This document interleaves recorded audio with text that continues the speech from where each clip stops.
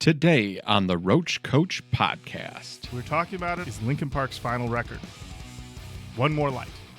It's Will Anderson of Hotline TNT. It is a baffling record of which I do not know what they were going. Roach Koach podcast. Hello and welcome to another episode of the Roach Koach podcast, the journey to create the Nu-Metal Canon. My name is Lauren Kozlowski. With me, as always, the original Roach rider, Mr. Matt Nas. Keep it rolling, baby. There we go, ladies and gentlemen. Back for another episode of Roach Koach. We're talking about an album that we did not anticipate talking about. That album is Linkin Park's final record, One More Light. And we are talking about it with our guest today, a gentleman who is rocking around the United States. Let's make sure we sound as old as possible. Absolutely. This guy, he listen. picks up the git fiddle. He Yes. puts it in his crank box, and Yes. he woofs out the sounds. He gets out there. He's rocking faces, and he's also, as we recently learned, a Roach rider for life. For life. For life, everybody. There you go. Give it up. It's Will Anderson of Hotline TNT. Yeah! Thank you so much for having me. I appreciate it. Will, thank you so much for coming on the show. To give everybody a little backstory who did not know how this all came together, our buddy Aaron was listening to the Joy Tactics podcast and heard you mention the Koach, and immediately was in my DMs letting us know, and we were just getting all excited. So immediately we were like, let's hop into the DMs. Let's get Will on the show. And Will, I said, what do you want to talk about? I opened it up, and you said, Linkin Park, I need to talk about One More Light, the final Linkin Park record. And I said, all right, let's do it up. Let's do it up. And so we're putting this all together. We're scheduling. We're picking a date. We picked today. We're recording December 6th, 2023. And I go on my time hop this morning, and it tells me that on this date in 2016, December 6, 2016, Mike Shinoda tweeted, our next album is going to be so bad. And Yeah, I was like, I couldn't believe it, that on that date he said that about this album. I don't know. It just felt the coincidence was too much to handle. I don't know. Maybe I'm feeling it more than you guys are, but man, I was like, I can't believe this is happening. No, when you sent me that tweet, I was like, first I didn't believe it was real, but you said this is real. This is a real tweet. Yeah. But do you know, I couldn't really find a way to search through his Twitter easily to get back to that date. Like, was there any other replies in there or like context or anything? As I recall it, it was like a lone tweet. I think he might have even deleted it later. Like it seemed like he was probably just like fucking around, like they're in the studio. Because I mean, I went and I looked at the Wikipedia for the time frame, and they recorded from late 2015 to early 2017 on this album, and so it clearly this was the album he was making. So I don't know if he was feeling some kind of way, but I just couldn't believe it. Incredible coincidence, all told. So you right now you signed a third man. So you're best friends with Jack White, and you're touring with Quicksand. Two buds. You're touring with Quicksand, which also, I mean, assume that means you're best friends with Walter. And and so I just want to know, like, you are right now, you're in the buzz bin, man, as they used to say. How's that feeling? How is touring? How is the life riding through the country right now? Life is good right now. I think everyone's feeling pretty excited in the band right now. There's a lot, everything you just said, I got to feel like I hit on everything. But, we haven't actually met Jack White yet. Believe it or not, it is his label, but like as far as like signing bands to the label, he seems to be pretty hands off. I don't think he's kind of the, I don't know if he's the puppet master, but he's funding everything and pouring a lot of his fortune into the label, which is great. And like the pressing plant and all that stuff. But awesome.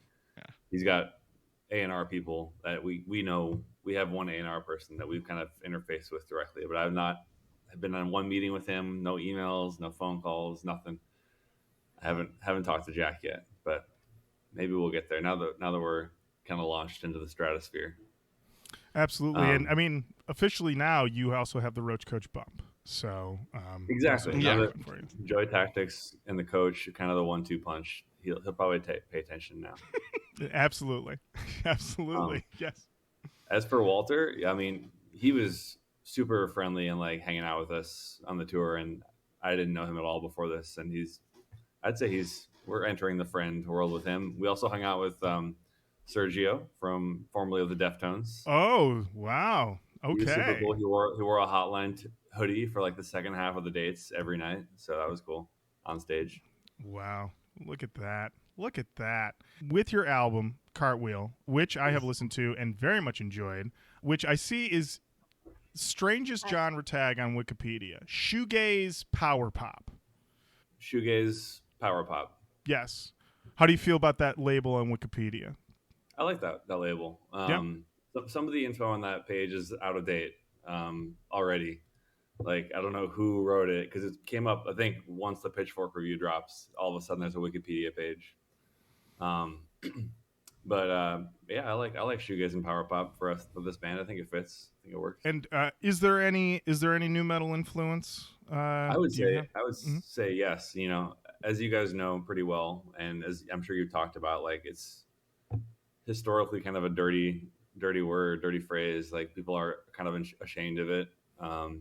I'm not. I still listen to nu-metal all the time, like monthly basis, if not more, and that's what I grew up on. So I'm not embarrassed about it, but I think it's going to take a few more years for, like, you know, mainstream music publications to non-ironically assign that to new, like, you know, serious bands or whatever.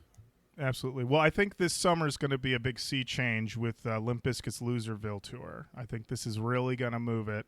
That needle right over. Yeah, we're moving the needle. A few people texted me as soon as those dates dropped, including our booking agent.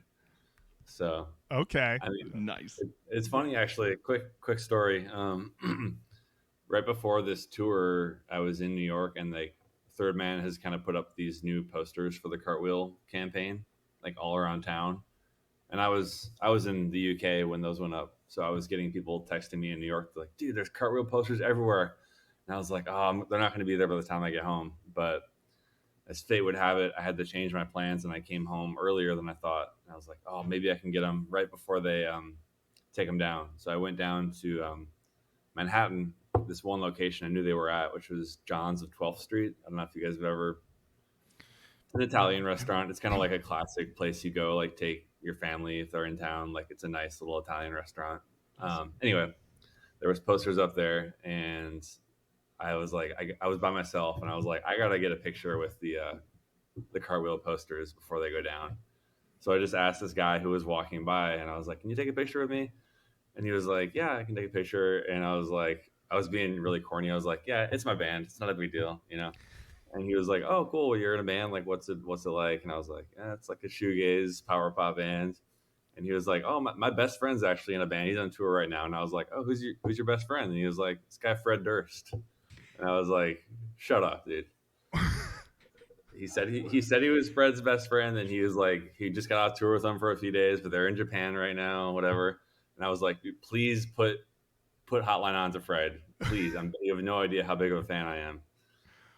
Wow, that's amazing. That's amazing. He could have been capping, but for some reason I believed him. But. Wow. Well, you know, last I checked, Wes follows us on Instagram. Okay. So we're gonna put this up, you know, because we're just trying to listen. I talked to Wes on the phone for 5 minutes, and he was super nice back in 2017. Wes is the reason I play guitar. Wes is the reason this album came out. He started it all for me. So there you go. Love it. Listen, You put that in all the promo moving forward. You're like, "Listen, Jack White, thank you. I'm on your label, but let's talk about Wes." Dude, I'm trying. I've been trying, but Third Man's like, "Don't talk about that." And I'm like, "Guys, we're gonna talk about it. Wes is the reason I'm here." I love it. Yeah. Well, let's talk about the reason you are here tonight, and that is Linkin Park's last album, One More Light. You picked this album and you said that you've been listening to this album for years. You've been playing this album for people for years. And for the show, and people that listen to the show for a long time know, like, we tend to go in sequential order. We are skipping 3 Linkin Park records to get to this one. And I will tell you that when I was listening to this one, I immediately had to go back to the one before it just to know what was going on with the boys that made this happen. And I really, you know what? I still don't know. It got more mysterious when I went back. It got more mysterious when I went back to the album before this one, The Hunting Party. Well, let me jump in here because I was going to say, like, if you went back to The Hunting Party, you know more than I do, because I really pretty much went Hybrid Theory, Meteora, Blank, One More Light. Oh, okay. I mean, I know what's it called, Reanimation. That's the remix album in between Right. So Hybrid Theory and Meteora. Yeah, I'm hip to that one, and I honestly, we'll talk about this later, I'm sure. But Meteora, I came too late as well. Oh, but okay. I was completely obsessed with Hybrid Theory. They were like my favorite band for like middle school, and then by high school, I heard about the White Stripes and the Strokes, and that was it. And I was done pretty much. But that happens. I will say that for me and Linkin Park, it really was. I went all the way up to Minutes to Midnight, which we've done on the show, and then I was kind of like, I don't know what these boys are doing. And they did 1,000 Suns, which I know I listened to, but I have no memory of how any of that went. And then there's a record called Living Things, which I have no memory of. I don't know anything about that record. And then Hunting Party, I'm pretty sure I listened to when it came out, just because I was like curious. But when I did a re-listen a week ago, it was brand new beginning to end. The most baffling thing about that record is that there's a song that says featuring Tom Morello that has 0 guitar on it. Like, it's just like a little, like, it's like a quiet cello sound. Like, I'm like, I thought he was going to sing at one point. I'm like, 30 seconds left of the song. Nothing's happened. No wow, wow coming in. Like, I don't know. I don't know what Tom did on that one. It was truly baffling. interesting. Yeah. And then this one, I knew I had listened to it when it came out because I'd heard the buzz, and the buzz was bad. And I just kind of listened to it once, didn't enjoy it, put it aside. So when you said, let's dive back in, I was like, we'll see. And I got to tell you, this album was a fucking journey. Matt, history with the Park. I don't know a thing about this record. I'm very much coming to this record with fresh ears, because Hybrid Theory to me was like baby's first metal band. They hit and it was like every kid that I knew loved them. And it was like, this is it. And it was like, okay, well then just on principle, I'm too old to like this. So, and now I'm just like, yeah, but it's great. What's my problem? Like, get out of your own way. It's really, really awesome. So. I mean, yeah, if we're going to talk about the intro a little bit more, like, and I don't know, Mike, if you feel like you want to join us. Mike plays drums in the band, and he's also a big Linkin Park fan. Is there a chair? Grab that chair if you want. Yeah, let me grab a chair. First time I came across Linkin Park was the Crawling in the Dark video, I think on TRL. And it was like they were pretty much engineered in a lab, like for my age and gender, and just like, whatever. This is the coolest thing in the world. I've never heard anything like it. I was into Limp Bizkit, but like Linkin Park was at that time I thought it was like 5 times better. It was just like, for me, Linkin Park was much better than Limp Bizkit. They were so smooth and like polished and just more palatable, I think. Even than Limp Bizkit, like, I don't know. It's weird because like to me Korn was like a little bit too scary at the time. Limp Bizkit was a little bit more goofy, but then Linkin Park was kind of in between the two. I mean, it wasn't goofy at all, but it was like, well, it was like the perfect 2-headed snake. It's like you had Chester and then you had Mike. It was like Mike was rapping and kind of doing that thing. So like if you were looking for that, he got it. But then Chester's fucking voice is undeniable. Like once he hits anything, you're like, okay, he's good. He's a really good singer. They were kind of like, they were moody. They were emo. Obviously, like dark, but like just not as like scary and frightening as Korn was for me at the time. Yeah, agreed. Yeah, and no, like you said, them being like a 2-headed snake, like being a kid who liked rap music when I was young, and also liking Guns N' Roses and Black Sabbath and bands like that. Linkin Park was kind of like the perfect blend. Yeah. Those two styles, So anyway, yeah, I saw the Crawling in the Dark video, and then I said, Dad, we got to go to Best Buy like right now, like yesterday. And Hybrid Theory was there. I bought it, and like we drove home like 30 minutes to my hometown, and I was like, "Can we listen to it?" And he was like, "No, we're not gonna listen to it in the car." And I like showed him the back of the CD. I was like, "But look at how cool they look," and he was like, "They do look really cool, but we're not gonna listen to it in the car." And yeah. I had both CDs as well. Yeah. Of course. But yeah, what I was gonna say is like, by the time that took a little bit too long, in my opinion, for Meteora to drop for how old I was, because by the time Meteora dropped, it was what 2003. 2003. I was already into garage rock and like the Hives. Like I was too cool for it by that time. Yeah, it's so funny because I was in college when Meteora dropped, and I was thick in the White Stripes, the Strokes, all those guys. And yet I remember hearing Faint and going, these boys still got it. They still know what they're doing. Know how to write a song. Yeah. Well, I listened to your episode about Meteora today because I wanted to go back and kind of remember the format of the show. And I think what you said in the beginning is very true. It's like, it sounds like Hybrid Theory, like part 2, pretty much. It's like, if I had heard it when I was really into Linkin Park, it would have been like the best thing. It's just as good, if not better. Mm-hmm.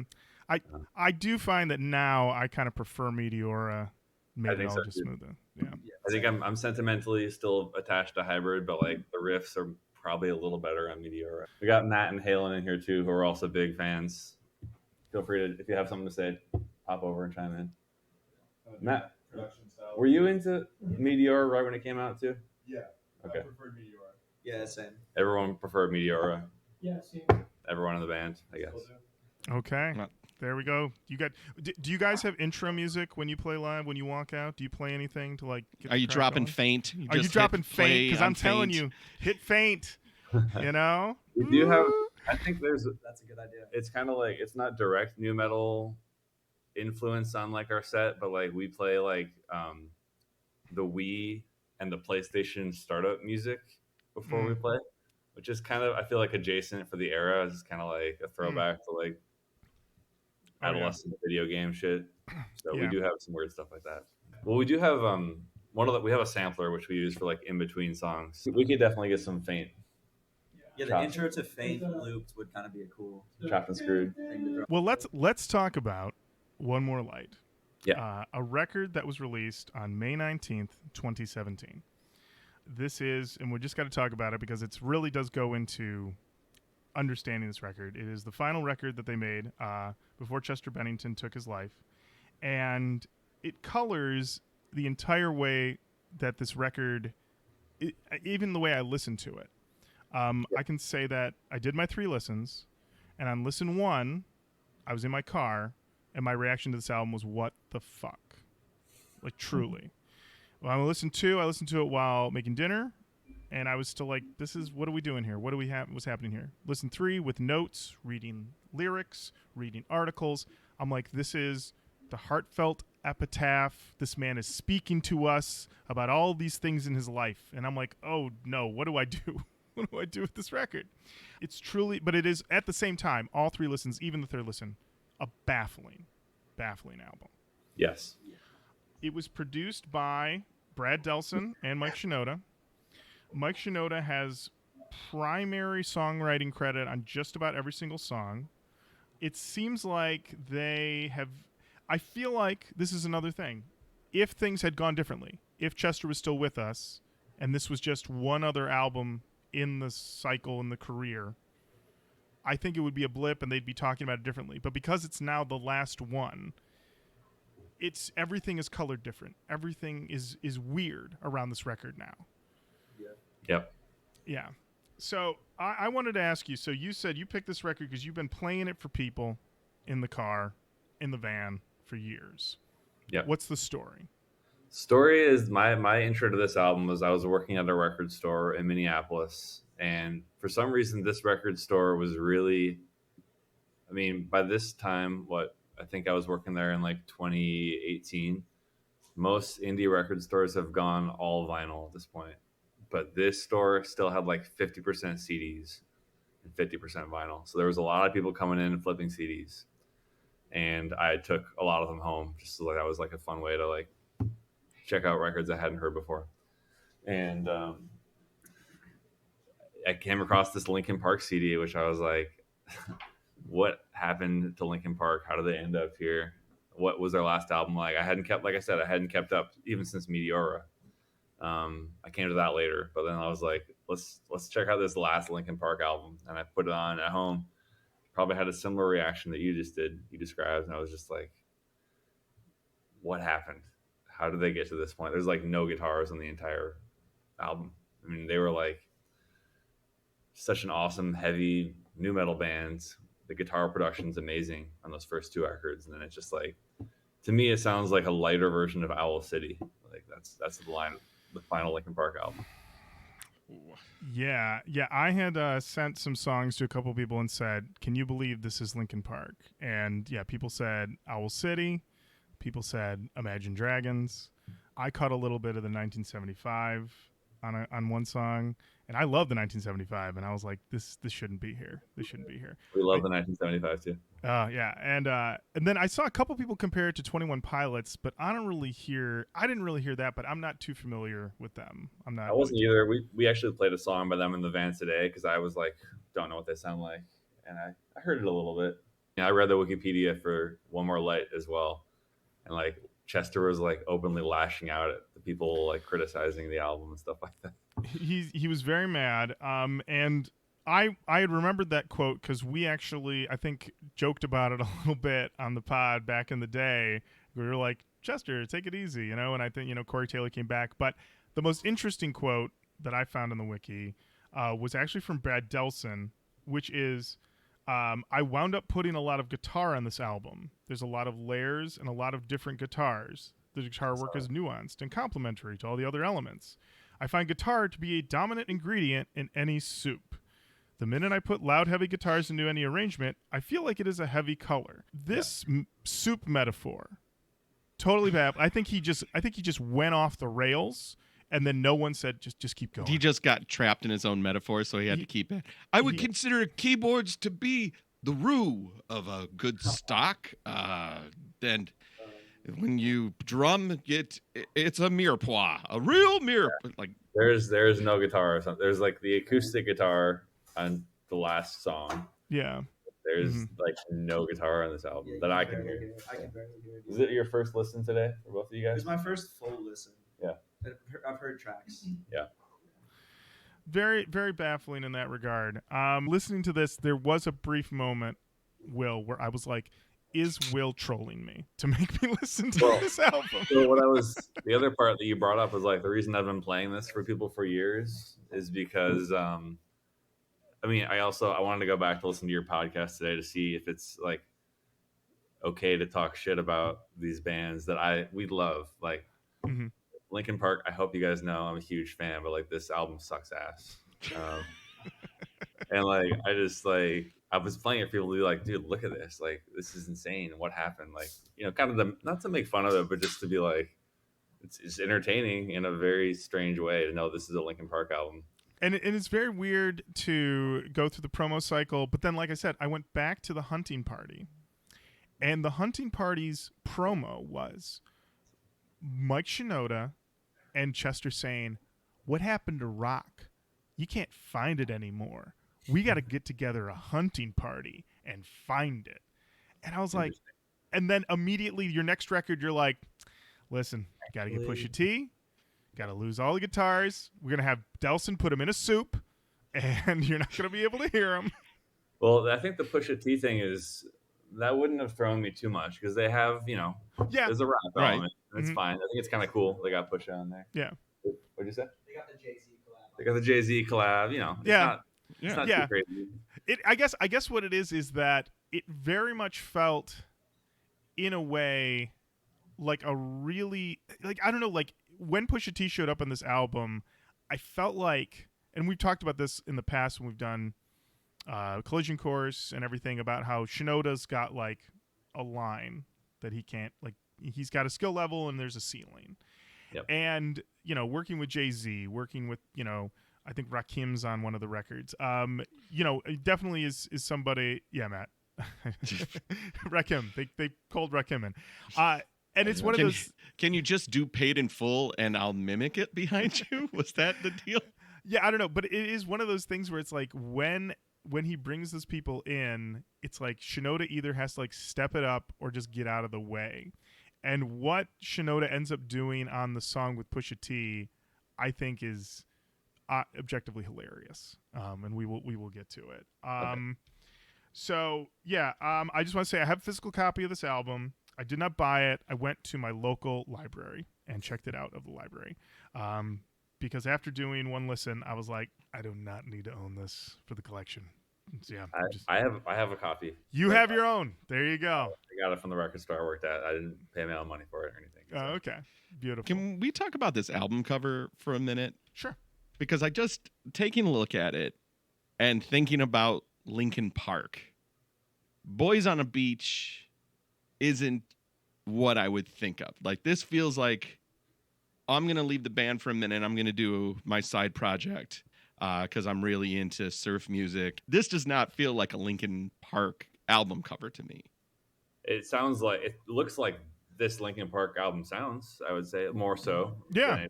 But it doesn't, yeah. Since, the music's so radically different, I think it makes sense for that, but it doesn't look like anything else they've done before. Yeah, throw a few swirls on that, and it's Animal Collective album cover. Like, totally. That's like. Honestly, my first thought when I look at this is like washed out, chill wave. Chill wave, yeah. Yeah, that's what I think. Yeah. I saw the Wikipedia for it. It's one of their family friends' kids or something. It's like just a photo from their life. Yeah, which is very sweet and very nice. But listen, you guys, you put anime. The reanimation guy, like you had Shinoda with the spray can, like that's what we want. Hunting Party's got a guy with a bow and arrow. Hunting. So is the Hunting Party more traditional Linkin Park? It is. Going through the wiki refers to it as their return to nu metal. Okay. On my one listen, it felt like the guitars were not down tuned enough for me to really give it that. It's definitely heavy, but it also, on one listen, I would say, it still felt a little out of gas. It still felt a little, yeah. But I did think while listening to it, we should do this on the show. So yeah, but but then I'm like, I didn't go back to Living Things. I didn't have the time. I was like, it's enough Linkin Park. This one on its own. We'll say who is in Linkin Park on this album. The personnel on this record: Chester Bennington, lead vocals, backing vocals. Rob Borden, drums, backing vocals. Brad Delson, guitar, so he says. Also soup. Backing vocals, production. Dave Phoenix Farrell, bass, backing vocals. Joe Hahn, samples, programming, backing vocals, creative direction. And then everybody just take a seat for a minute because I got to go through all of Shinoda's. Mike Shinoda, keyboard. Backing vocals, rap vocals, lead vocals, creative direction, engineering, photography, production. Does it all. Shinoda is getting points, okay? Shinoda Num, is num, num, num. Give me the points. Give them points. Now, I will say, though, I want to go back real quick to Cartwheel. Will, you are also the producer and the guy. You're listed as producer on the Wikipedia. Am I? You are. Cartwheel? Yes. I wouldn't call myself I'm the only one that was on the whole album because I had multiple engineers working on it. Mm-hmm. I guess you could say I'm the producer because I did all the decision making at the end of the day. But I'm kind of the Mike Shinoda of. Is that where you're going with that? That's exactly where I was going. Yeah, you could say that. But I'm also the Han, So that's another thing. This album does not have any songs where a voice goes Mr. Han and then scratching happens for 3 minutes. Come on. It's not Linkin Park. It's really not. So yeah, I think really we need to dive into these tracks. Let's do it. Yeah. So the first song on this album is called Nobody Can Save Me. Whoa. And this is such a crazy first song. It's just like right off the bat, it's just like this is not your daddy's Linkin Park. No way. By the way, this is Richmond. He's our tour manager. I made him listen to the album today while he was driving us to St. Louis. Yeah, I honestly, when I think of it now, that you are playing this for people who have no idea, part of the thrill is them going, "Stop! What? Yes, What's definitely. going on? What is this? What is this soup you're serving A lot of me?" people have told me, please turn this off. I don't want to hear this anymore. Including Matt, who was in here for a second. He's like, I'm going AirPods mode. I can't do this. He's out. He's He's out. probably the biggest Linkin Park fan of all of us. So Wow. It's borderline on this. it is listenable because I've listened to it many times. But it's kind of like how I listen. You know, Mike Wilson, our friend in Minneapolis, he's like the biggest Goo Goo Dolls fan I've ever met, and he's talks about how like he's had to force feed himself the last few Goo Goo Dolls albums, and that's kind of how I feel about this one. I just like kind of keep going back to it. It's like a little bit sadistic, but It's like something you have to work through. yeah, I gotta take care of this thing. yeah. It's fascinating. It's a fascinating album. Like, I got to take my medicine. I'm going to go back and listen to that Linkin Park. Yeah. Yep. I wrote in my notes that the finger snaps really. I was like, "What are finger snaps? What are we doing Yep. here?" And I was going through a lot of the comments on songmeanings.com, of which there are many, and everyone's like, "Chester is speaking to us. Chester, this is Chester's final will and testament." I have some bad news for everybody. He didn't write this song. He didn't write most of the songs in this album. Wow. Okay. Yes, these are Shinoda lyrics, largely. I gotta ask you when we get to a certain song. I want to ask you about that. We'll come back to it. I did not know that. Yeah, that was the thing that was most interesting. Was that it's mostly Shinoda, and it seems like there were a couple records that Chester comes in late, like they're deep into production, and then they're like Chester rolls in, and he's like, "What you guys got cooking? What's going on? Oh, this is what we're doing this time." Okay, like it seemed like his creative input was like minimal or largely on the back end, and they were kind of just like, "This is what you do." Not in a bad way necessarily, but it was interesting considering that when you consider what he was as a figurehead for the band. I mean, Shinoda was never like quiet about the fact that he was like kind of running the show, but really going through this, it seems like, and especially the Wikipedia reading about this, the hunting party, yeah, it seems like Shinoda's running it. Chester's coming in late in to fill in. I also wrote that this is shockingly one of the better ones on the album. So if you think this is a little bad, buckle the fuck up. Well, also interesting too that knowing that Chester's involvement might have been less, let's say less than 50%, if it is I mean Brad produced it, right? But anyway, let's say less than 33% if it's the trio, right? But then him so fiercely defending it to the press too. It's kind of interesting in that way. But, well, company man, he's saying something about my band. Well, yeah, that's true. So, Matt, any other thoughts on your new favorite song? Well, it was a journey for sure. When I heard it coming, I was like, "This is a straight ahead pop song," and with a heavy praise and worship feel that surprised me immensely because I was not expecting it at all. Like, even knowing that this was coming, that it was going to be something way different. In the whole lead up, I don't know if there was anything that could prepare me for, it's just going to be a kind of a soft-handed pop song, which I don't. If you put another cover on it, put it something over there, and you put it on a mix in the background, be like, yeah, this is fine. But being like, this is Linkin Park, the guys who wrote Faint, then I'm like, what the fuck is happening? And I'm interested to see what happens next. Yeah. All right, Matt.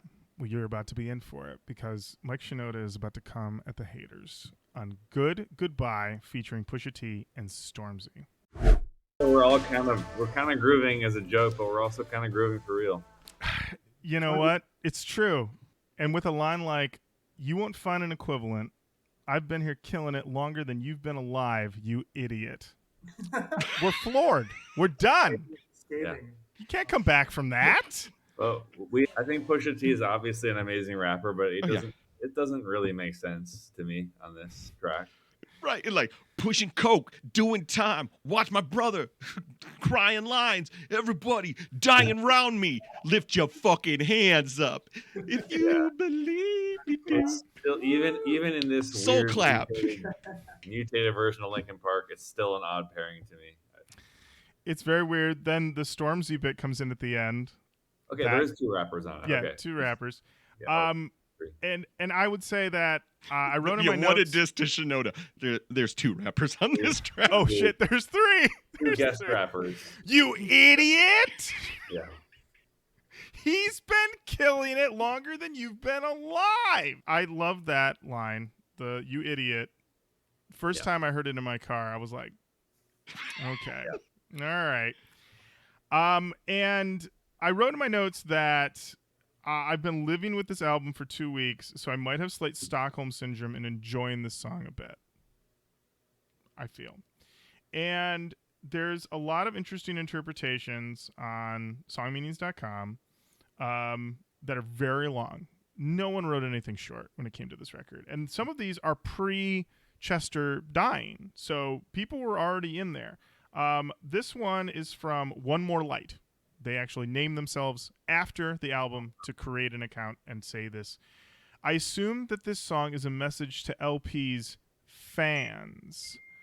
Well, not their fans, but the people who complain about Linkin Park not being the same anymore. I've seen lots and lots and lots of people complain because of their new songs. People say that they turn into a pop shit band, which is so not the case in my opinion. As Chester once said, creativity is too big to be put in a box. And they go on and on. They write a lot of stuff, a lot about this. I love all the various metaphors that people have been throwing around, both in and out of the band, putting creativity in a box. This album is soup. It is full of soup of guitars that you cannot hear. The guitars of the mind. Yeah. And then someone did respond and they said, while this is true, you're making a lot of good points. The record's completely fucking different from everything else they've done. So we aren't wrong. Yeah. So, Will, your other thoughts on Good Goodbye? No, yeah, I think basically what I said before. It's kind of like a flex to get a huge. I mean, I think Pusha T was already a pretty huge rapper at the time. So, I mean, nothing's ever going to top having Jay-Z at kind of the peak of his power. But this is in 2016. I mean, Pusha was already kind of going back and forth with Kanye, I think, or maybe Yes. a little before that. So it was probably a big deal to get him on the record, but especially that late in Linkin Park's career. But this song is not very good. I don't really enjoy it. Matt, you seemed ready to spit there. Oh, yeah. You were feeling that beat. Yeah, that was perfect. Like I said, I was after this many listens, I am kind of like this does feel comfortable to me to kind of like groove to a little bit. I want to know, in all of your fandom, Will, with this album, have you familiarized yourself with the music videos for this album? I have not seen the music videos. Well, you are missing out on the dumbest music video that Linkin Park has ever made. I will say that it's very interesting to look at. They made 2 music videos in the lead up, this and Heavy. Then Chester passes, and then they make 2 videos that sort of like are reflecting on the fact that Chester's no longer with us. And it is one of those things where I wonder what happens to this album if Chester doesn't die, because this video, for one, and we have not talked about this. This was about to be Linkin Park's wide brim hat era. Okay. Oh yeah. If you look up the promo photos, Linkin Park has got those big wide brims, and and they're trading the hats. In some pictures, Mr. Hahn's got the wide brim hat on, and Chester's got like a little bit of a pork pie. And then in other ones, Shinoda's got the wide brim. He took it from Mr. Hahn. He said, "No, it's my turn with the hat." And I'm like, oh, we kind of, that's another thing we lost. We lost this goofy hat era. So let's talk about this Good Goodbye music video. Okay. On a Facebook chat on April 2nd, 2017, Mike Shinoda announced that they were working on a new video and said that it is not super silly, but it's still not very serious, commenting that it was a change of pace for the band. And then they got everybody to fly out. Pusha T, Stormzy, Chester, Mike Shinoda is there too. Nobody else, though. They didn't fly out Mr. Han. He's not in the video. None of the other guys. But honestly, they're not on the song. You can't hear them, you know? Delson's making soup. There's no way to like screen share the video, can you? I can. Yep. Matt can. While Matt pulls that up, I'm just going to tell you a little bit about it. It features NBA legend and former basketball player Kareem Abdul-Jabbar with video game-inspired visuals, which has Chester, who has to score points in a basketball dunk contest to save his life, while Abdul-Jabbar plays as judge keeping score. The video is intercut with Bennington, Shinoda, Pusha T, and Stormzy performing their verses. In an episode of the Ballin' Out podcast, Bennington said, in keeping with the theme of basketball, the video we shot features, in my opinion, the greatest player of all time is the emperor of a dunk contest to the deaths, in which I have to go up against round after round of dunking on dudes to save my life. I think we're kind of known for our more serious stuff, but this is a fun distraction from being so serious all the time. And indeed, as you can see here, this is there's the hats. We've got the hats going on. Chester is doing, he's doing NBA Jam slams against a variety of opponents. He's mean mugging. Here's Definitely Shinoda. mean mugging. He's rap hands, telling you he's been doing it longer than you've been alive, you idiot. Okay, here we got this guy. Let's see what type of dunk he's got. Skull mask. All right, he's got some air. Pretty good dunk. Pretty good dunk. Yeah. But unfortunately, Yeah, it's not good enough for Kareem. No.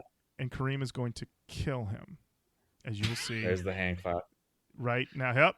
Big X. Incinerated. Fatality. Yes, you guys. It is Truly, kind of a silly video. Yeah, he just bounced the ball. I watched this video mouth agape. I just could not wrap my head around it. I was trying to imagine the pitch, like someone getting in the room and saying, I heard your song, goodbye, talking to the haters, and I really think Mortal Kombat dunk contest is what this song needs. Well, it's interesting. I'm going to tie this into my own band a little bit too, because I don't know if you knew, I'm a massive NBA fan. Okay. I run an NBA fanzine, which is kind of tied to Hotline TNT, and I'm just kind of disappointed in myself. I didn't even know about this video because this is in my wheelhouse for sure. It is. Now, when you're seeing all these hats, are you thinking about incorporating any of these wide brim hats into your repertoire? I think even baseball caps on a modern, like a 2023 rock band it's pushing it. Like I just, I don't like it. I do it sometimes. I don't like it though. Yeah, I was a big hat guy in my 20s, and then at a certain point, I was like, nope, I'm done. And but I mean, these guys, I mean, they were this many albums deep, and they're just somebody was just like, it's time, guys. It's time to wide brim hat. They're pulling a lot of different. To me, the hats are screaming Fleet Foxes. That's what they're kind of trying to bring that in to their wardrobe, and it's not really offensive because it's just typical for, I think, that age of trying to be a nu metal band. It's just how are we going to stay relevant, or I don't know what, but yeah. And that guy's head gets blown off there because he dunked badly. Yeah. This is also on brand. I'm sure you've talked about this in the podcast before, but I haven't heard it. This is on brand for Chester as a alumni of the Saw franchise. I think we're ready for the next one. It's called Talking to Myself. That might be the closest we get to a Chester scream on this album. It might be. It might be the closest, and also it might happen once more. I can't remember, but like, it's pretty much gone. He sounds like he's been neutered a little bit. It's just like I need his scream, and it's just not happening. No. I think, but I think we can all get our ladles out because we got a little guitar in this soup. We got a little guitar. Finally. There's a riff. There's a lick. Maybe there's a little There's something. Definitely a lick. Yeah. I mean, he turned this one in, and then he's like, see you guys in a month. See you guys for mixing. Please enjoy this track that's soaked in guitars. So this one was Delson with Shinoda co-writing with Ilse Juber and hitmaker J.R. Rodham. So it took 4 people to make this one. Producers on this, Shinoda Delson, J.R. Rodham, Belushi, and also Andrew Jackson, I assume the former president. This song is probably the best song on the album for me, just because it has guitar on it. And like you said, the closest that you have to a scream or a yell. I got conflicting things on when this music video was actually released, because it says on Wikipedia that it was released literally the day that Chester died, like just by a coincidence. And the video ends with a shot behind Chester's head of him like staring at a window, because the whole video is just tour footage of like, what's it like to go on tour with Linkin Park? It's a blast. It's a super fun time. They're having the greatest time of their life. They're trading hats. They're shooting basketballs. They're doing it all, and they're also rocking crowds. In your Linkin Park fandom, did you ever get to see them live? Will? Never saw them live. So, true story. Before Chester passed, they had announced the tour, and I was threatening Jenny with going. I was like, "We're gonna go," and she was like, "Don't threaten me." And I was like, "We're going. We're do a podcast now about this music. We have to go see Linkin Park if they come to town." There's a lot of new metal bands that are still on my list that I haven't seen. I've seen some, but yeah, I'm like, I'm probably gonna have to go to this Limp Bizkit tour. I mean, it's never gonna be like it was. It's never gonna. I'm not. Unfortunately, I can't go to Woodstock '99. But I just want to see them before they're really done, or Yeah. Have you? So you've never seen Limp Bizkit at all? Never seen Bizkit or Linkin Park. Okay. So I've seen Slipknot, Korn, and Icons, Incubus. Incubus is my first show I ever went to, and if they're considered new metal, it's another kind of a cusper. But right, yeah. So I've seen Limp Bizkit once. I saw them in 2014, and they crushed. They were super, super good. I've been living on Limp Bizkit live videos on YouTube for the past 10 years. The Lollapalooza set, I think, is incredible. And I recently watched a cam footage from one of the Tokyo shows. And honestly, they did it. The boys here's what I did it. wanted to say about this, actually. I'm glad we're talking about this. When you compare the final Linkin Park album, One More Light, to the most recent Limp Bizkit album, Still Sucks. Still sucks. To me, that sounds like Limp Bizkit. That album could have come out right after Chocolate Starfish, and to me, it's kind of fucking awesome. Still, oh yeah. That first guitar riff is like classic West, just like they're back. We called We've it talked about that riff. We now call it the riff. The riff. It is the riff. I didn't know you guys talked about it, but that is the riff. I heard that, and I was just like, I'm back. This is awesome new metal, We've been talking about that riff, and then what we have found is that everyone has been ripping off that riff for the last 2 years since then. Someone sent us, I don't remember the name, somebody sent us a band, and it was very clear that they were doing the riff. And then there was a recent Filter song that it's very clear that they told this guy, here's the riff, you do your version. We want the out-of-style riff. We want the out-of-style riff. And he's like, well, we've got the out-of-style riff at home. Here's what we got. It's crazy that people are still jockeying Wes's swag to this day. I mean, he's one of a kind. And absolutely. A lot of imitators. But anyway, it's just like Linkin Park, I feel like they could have just kept making more Meteoras and Hybrid Theories, and everyone would have been happy. And I get it. I think it's cool they tried something else, but like this didn't quite hit any marks of any kind. It's funny is that we talked about it a little bit about Chester's sort of, someone accused them of being sellouts, which is, I think, honestly, an absurd thing to accuse Linkin Park of. They have a diamond selling album. Like they did. They were kind of industry. Right. The first one was diamond. Yeah, the first one's diamond. So they have like a blank check as far as I'm concerned to like do whatever they want. They make basically a smooth, a better or more improved Hybrid Theory again with Meteora.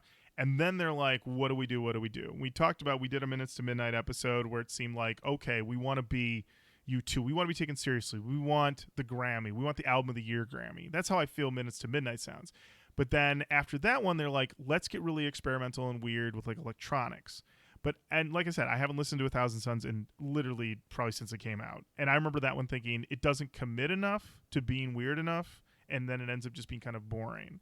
And then they sort of float for a while, but it's like I said, hunting party. They're hunting for rock, and then they come out of that and they're like, let's make this incredibly pop record that you can't hear any guitars and no one screams.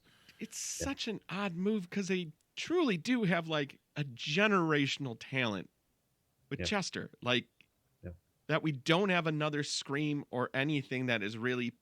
He can do this in his sleep, in my mind. Like, this is not a challenge for him to do this. And this song feels like a Rihanna wouldn't do this song, but we got it, so it's ours now. Like, I mean, I think a lot of the songs I could categorize that way. Yeah, which is just very odd to me because, like, 2016... 2017, I'm trying to think of like the rock records that are out at that time. This is like post Arcade Fire, post Wolf Parade, post yeah. So you got Kendrick Lamar's Damn, LCD's American Dream. By the way, which Linkin Park beat Damn in the Billboard the week it came out. That's true. It did. It did. Which is also insane. 2017 is also the year of this is just for me, Death from Above, Outrageous Now. But like the biggest rock record in this, and just like mainstream rock, not please don't send me your lists, is like Mass Seduction, St. Vincent, like radio. I'm talking about radio, not like you were in this fucking cavern with me and like whatever this band that you're going to tell me in 2017 fans. Relax. But even St. Vincent is still just like people who read Pitchfork read that. I don't think it wasn't on the radio, was it? I don't think so. I mean, she was on Ellen for that record. I mean, like Parquet Courts, that kind of band. They were on Ellen, but I can't see them being on like rock radio on FM 93 point whatever. I'm trying to see if what notable... Yeah, they're still going to play that first. They're still playing the first Linkin Park record now. Yeah, that's what counts as modern rock radio. 100%. I'm trying to see if there's any notable. Jay-Z put out 444. Yep.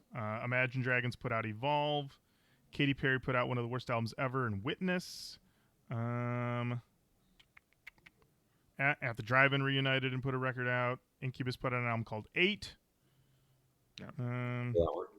Yeah. So, and Adele. Okay. There you go. So yeah, you definitely weren't getting a lot of rock, but they could have done a rock record and just been the only show in town. I don't feel like. Well, yeah, it's weird. It's like obviously Limp Bizkit's album did not make a splash beyond us. People listen to this podcast. But we would have been pretty happy if Linkin Park just kept being themselves. But give them credit for trying something else, I guess. But right. Well, I mean, when you look at Korn. Korn's the one that I always think is that Korn definitely had their fallow period, and we're in the the mix of it. And actually, by the time this episode comes out, we'll have just done an episode on Korn 3. But they did a dubstep record. They were incorporating stuff. But then by the time 2018, 2019 rolls around, they do the Nothing, and it's like Korn are fucking back. Like the Nothing is like you could stack that up. That's as good as classic Korn. Haven't heard it. You haven't heard it? No. Get yourself into the Nothing. Yeah. Last I checked in with Korn was like Y'all Want a Single, which I thought was awesome. I love that song. Okay. But that's even late era Korn. I don't feel like that's tail end of their prime. Yeah, that's the tail end of the what I guess we'd call the Imperial era. Yeah. Okay. So but no, if you haven't heard the Nothing, I'm just going to be throwing you Rex. I will definitely check it out. And listen, your bandmates are going to be thrilled to not listen to this album in the band. They'll be like, "Oh, cool, the Nothing by Korn. Thank you, Will." No, I mean, we do still all to varying degrees like the classic Nu-Metal album. So I think if it was not something like this, it would go over better. Okay, beautiful. All right. Have you heard Ohms? Deftones What was that? Ohms by Deftones. No, I Oh, haven't. I haven't. Okay. Yeah, definitely. That's the most recent Deftones record, and it is incredible. I'm sure Mike has heard it. Probably some of the others. I'm sure Halen's heard it. Deftones are awesome, but I only really know their singles. I wasn't super heavy into them, Okay. All but I right. like them. Okay. All right. All right. Recommendation corner is over. This Next cassette, yeah, let's just roll right into the next one, Matt. It is called Battle Symphony. What is he talking about? It's just so. It's extremely vulnerable, but I still don't know what he's trying to say. It's just like, I guess he didn't write the song, probably. He didn't write the song, and when I heard this song, I said, "This is." Somebody said, "Listen, guys, you're getting placements for your songs, but it's in like Fast and Furious trailers. But you know where the money's really at? Olympics. It's every 4 years. This is Olympics promo music. Imagine this song over Bob Costas going, "Welcome back, the Olympics here in Atlanta, time trials." Not only is it that, it's let's meet Kenny Henderson from Louisville, Kentucky. He's a hardworking guy, but with a story that we've got to tell. Let's go to the reporter, and then at the end of the story, because he's beaten something that's immensely bad, it's every ninja warrior that comes in that has a cause. This song can play. Totally. Yeah, like fusing my armor back together. Every time I hear it, I'm just like, like the hair on the back of my arm stands up, not in a good way. It's just like, oh, just don't say that, please. The cringe lyrics, the cliches that get thrown around in here, where everyone was like, "Good enough," because we didn't even talk about it on the last song. The last song has the lyrics that I wrote down: "Lights on, but nobody's home." That made it through all the drafts to get to us. The sky is falling. Like, I mean, yeah, and it gets worse. There's some one at the end where I was just like, "What are we doing here?" Yeah, let me just double check the writing credit on this one. I mean, I know it's Shinoda. This is Shinoda, Delson, and Green. I don't know who Jonathan Green, whoever Jonathan Green is. He got in there and he's like, "I got something." Earlier on, you said there was some producer, like a hit maker producer. Like, I think maybe we were going to get into his Wikipedia, but I don't know if you did. Oh, J.R. Rodham. Who is that? I don't know his work, do I? So J.R. Rodham, you definitely know his work. Let me pull him up. Songs and singles from J.R. Rodham. Rihanna, SOS. Okay. Let's see. He did some Britney Spears. Let's see. He did Rick Ross's song "The Boss." I don't know that one, but I bet it's good. I bet he says "I'm the boss" a lot. I'm the boss. I'm sure I've heard it, but I couldn't place it right now. I mean, he did an Enrique Iglesias Pitbull song called "Move to Miami" that came out in 2021. And I'm going to be completely honest. I'm surprised that Pitbull had a song called "Move to Miami" that only came out in 2021. I feel like that would have been like a 2013 song for him. Should have been one of his early. I'm confused, Lauren. Sure. This album, right? Yeah. You know, I mean, we're not too far into it. We're only like 4 tracks in. Are we in a put food on your family situation here that they had to make this record? Only if you are going to tell me that Linkin Park invested in like the Bernie Madoff scheme and they weren't making any money off the first 2 albums or something. Like they invested wrong. And that's why. But I looked through every Linkin Park record was a hit. Every Linkin Park record's a platinum record. I think even this one is. Or maybe this one's at least gold, if not platinum. I mean, it debuted #1, which is, different time than when it mattered to debut #1. But right. Absolutely. Yeah. This feels like a huge pop mainstream, like way mainstream pop swing. I'm like, and a miss, swing and a miss, swing and a miss, definitely. This totally feels like I don't know what else they were trying to do here. Yeah. Well, we'd have to look into their contract, nuts and bolts. What's the word? I don't know. Yeah. No, you're right. The nuts and bolts of the contract. The inner workings. I believe this band was kind of an industry creation. I mean, I think the band existed. They were called Hybrid Theory originally, and I have the demos of that band. And then they got a deal in the late 90s, and then they knew this guy Chester from Arizona, and they like, this guy's the singer, And does Yes, that sound familiar to you? that sounds familiar. I think that was something that we researched early on, and I know that Shinoda pushes back on the official origin of that Okay. they are like a creation, and I'm that sure. they were like a band, and that like Chester came in, and that it's like much more organic. I like how you're like, sure, buddy. Sure. I mean, that's probably part of it, dude. That's probably part of it. But dude, if Shinoda's listening, I believe you. I want to believe you. I want to talk about this. I love your bands, but that's just what I've heard through the years of poking around on the internet and just kind of. Yeah, there's a book that someone put out a couple years ago that's like Zero to Park or something like that, and it's like apparently like the full history in like a very like true way, or the most truest breakdown in one place, but I have not sought that out to read. Get the Roach Coach book club should be. Let me tell you, whenever we do the Roach Coach book club, and I don't know, we talk about this sometimes on the show. When we do the Roach Coach book club, which generally means we listen to an album and we read the book, is that by the end of it, Jenny and I would say to each other, why did we fucking commit to reading a book and listening to an album? We're literally texting each other like, what page are you on? Are you almost done? We recorded with Matt in an hour. So that's the tough thing about doing the Roach Coach book club. But maybe, and you know, Matt, I can't get you to read anything. I read the Max Cavalera book. You did. Yeah, but that was literally years ago. True. I couldn't get you to read the Mariah Carey book. No way. So. Since we're on the topic of books, I'm just going to throw this out there. I'm reading this in the tour van as we speak. Definitely would fit into this era. It's called New Millennium Boys with a Z at the end. And it's a fictional work. Takes place like immediately post Columbine. It's about being a teenage boy in the early 2000s listening to Nu-Metal, Marilyn Manson, and Blink. It's just, I mean, I'm only about 50 pages in, but check it out. Already gets the rec.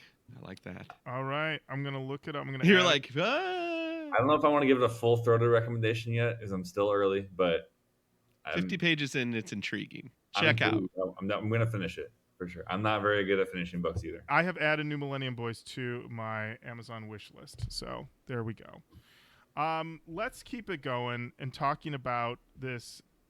I think we all agree. We have Symphony. fused our armor back together, and It's we're back ready together. to get back in the fight, guys. That's right, and we're going to talk about being invisible.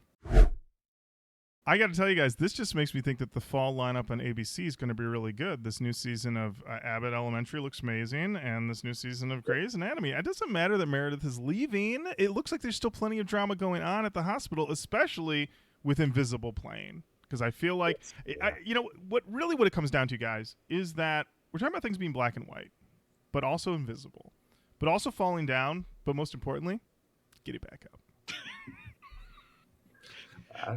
My family is covered in food. When this song started up, I was like, okay, this is the worst one.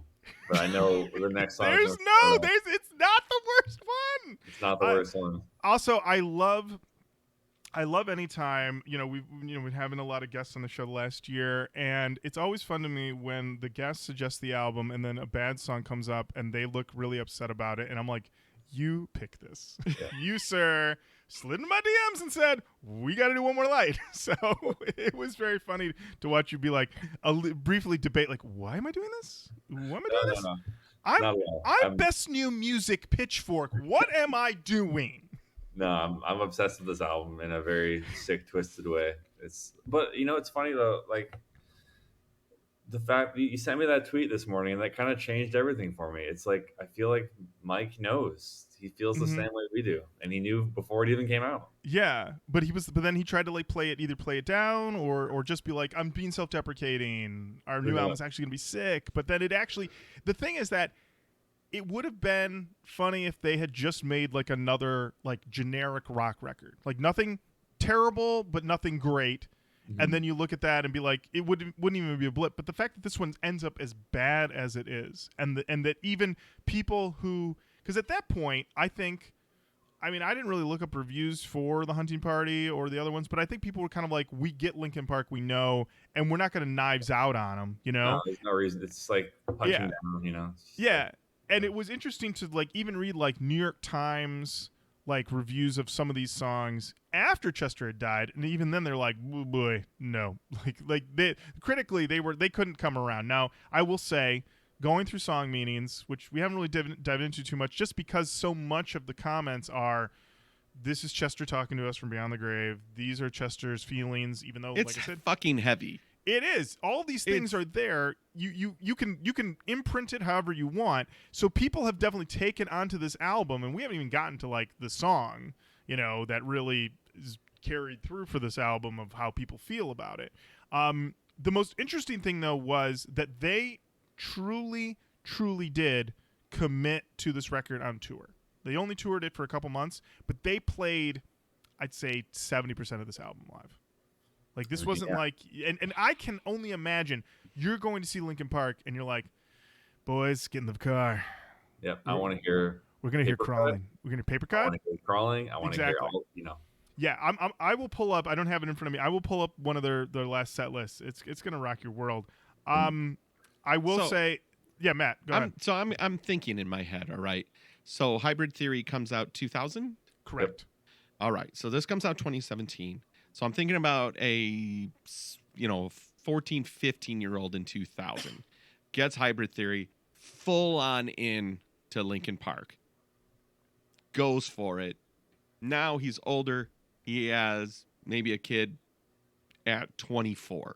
So like now he's got like a 7-year-old and he buys the new Linkin Park and that kid hears it and they're like, this is my favorite band. I love this Linkin Park. And the dad's like, oh no. Well, I'm just thinking of the reverse of what happened with me and my dad when I got Hybrid Theory. Dad's driving home. We're going to check out the new Linkin Park album. And it's like, let's not listen to this in the car, please. Right. From Best Buy.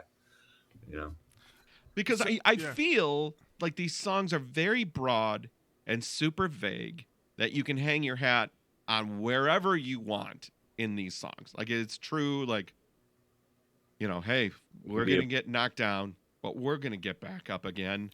And then it can be a wide brim hat. It's right. Like, and then, some things are bad. They make you mad, might make you sad, but then you'll be glad that we did this together. So like, I can see a 10-year-old, a 12-year-old being like, I don't know. I think this new Linkin Park album is the best one. And they're now in their 20s and are like, I don't know what you guys are talking about. This album rules. Well, it's weird too. I think you got to think about like, I'm guessing you guys have talked about this over the years on the podcast, but like, it's just a completely different media landscape of like silos of social media and like, first album came out, it's on MTV all the time. MTV all the time. It just does not exist anymore. And like the album still hit number one, but it has zero at best cultural significance. The significance is that it's the last one and then Chester died. Yes. That's really seems to be the tall and short of it. Yeah.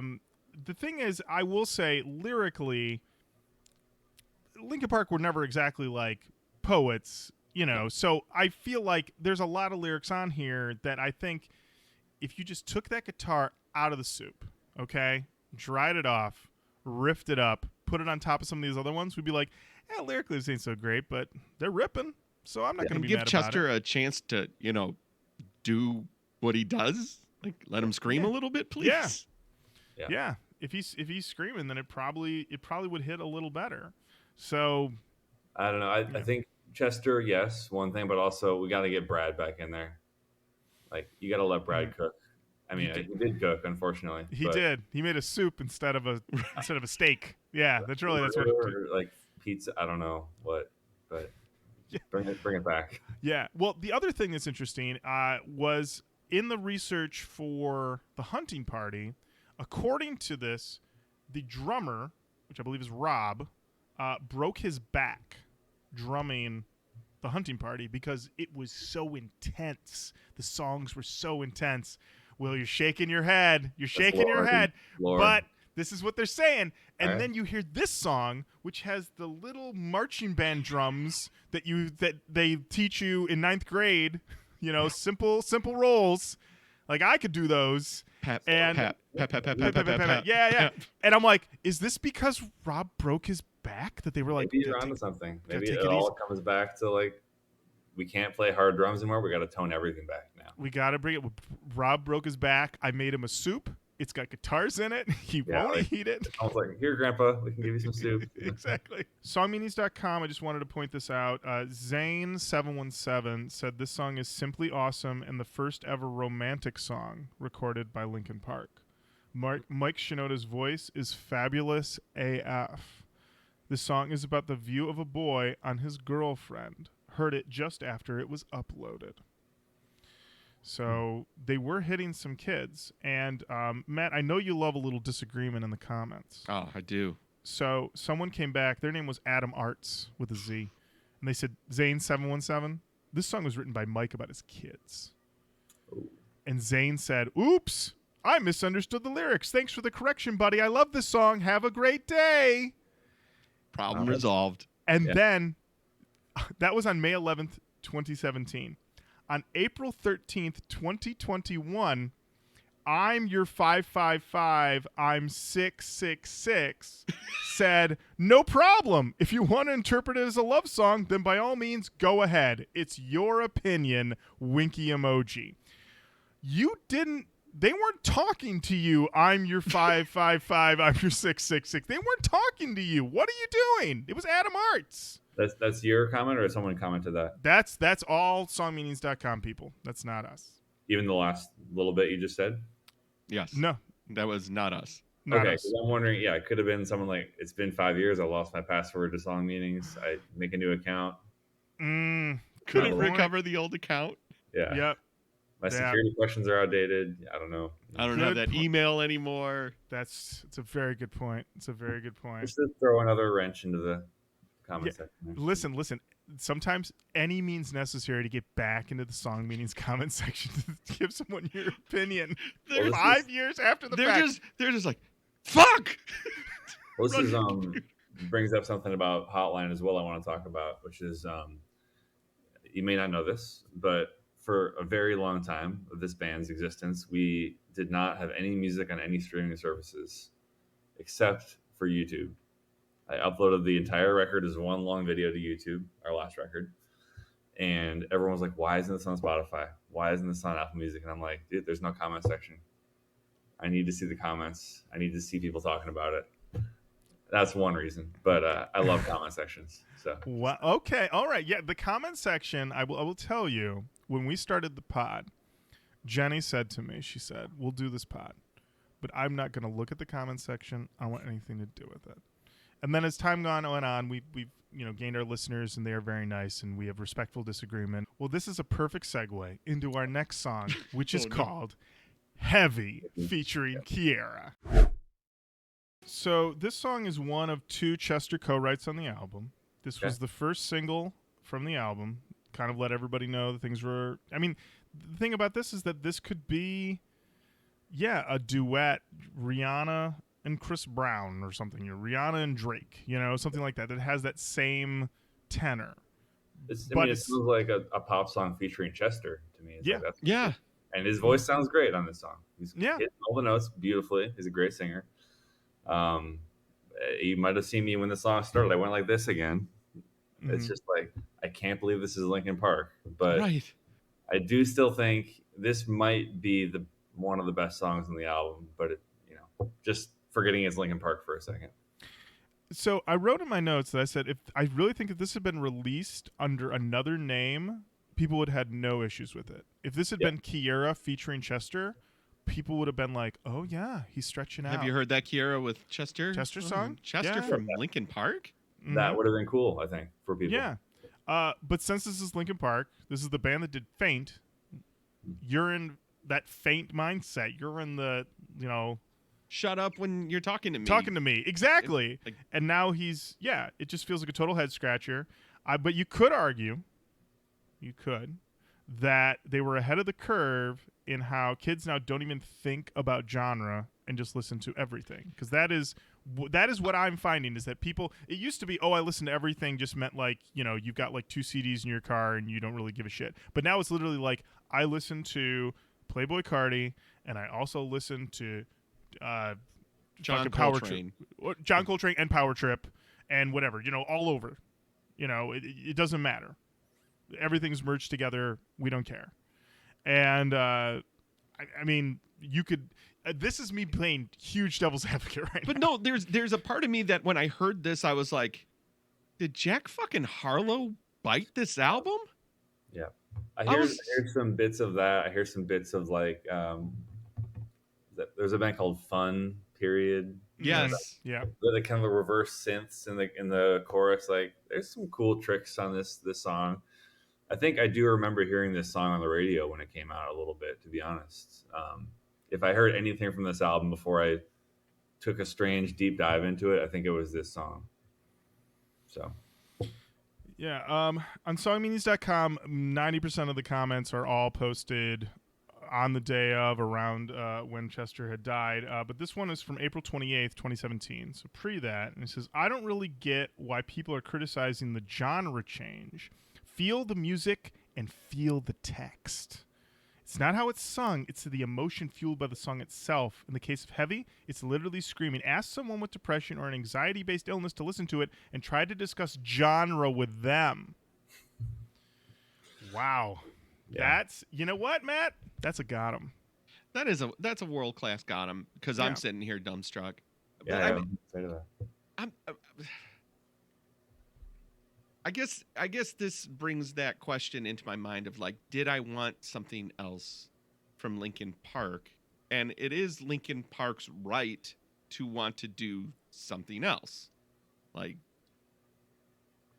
but it's like my expectation being met with this as a fan is like, what are you doing? But, there's plenty of other examples of artists that have radically changed their sound and totally broadened their audience and brought in brand new legion of fans that, hey, those first three records are the ones that are for you, and these new records are the ones for the new fans, and that's just how it is. But I'm like, but did I want that from Linkin Park? That's the part that's kind of killing me on this, is like, I mean, look at the new Andre 3000 record. I mean, it's like very radical departure from what everyone wanted from him. Well, not everyone, but most of his fans probably wanted from him. And I think the new album is amazing. And it's like some artists kind of are given that leeway to do whatever they want, and some are not. I mean, I think that's the hard part, is like, and this is shitty because it sounds cold, and it's like, I don't look at Linkin Park in the same way that I look at Andre 3000. And I don't know if that's because the media presented them a certain way. And again, this new metal thing that we've attached to the band as a moniker it's as much as we do this show about it, we understand. We just talked about the Limp Bizkit dates, right? And we put it out there and we're like, hey, Limp Bizkit's touring. Don't know if you saw this. And like, even in those comments, there's like, no, thank you. It still very much gets met with either indifference or like, no, why would I ever go see that? But then, like, there's still people, they're still in this enterprise called Linkin Park. They wanted to do something different. They're well within their rights, but I think all of us are just like, yeah, that didn't work.